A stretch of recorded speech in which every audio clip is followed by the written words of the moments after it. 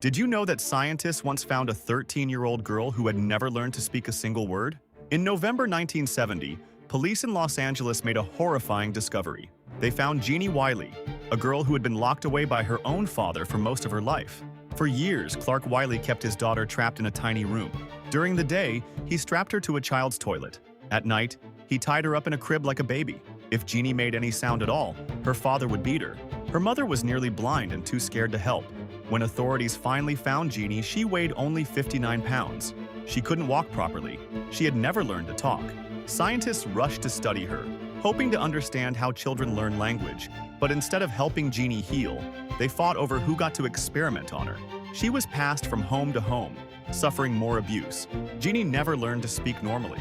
She never got the life she deserved. The girl who should have been saved became a victim all over again.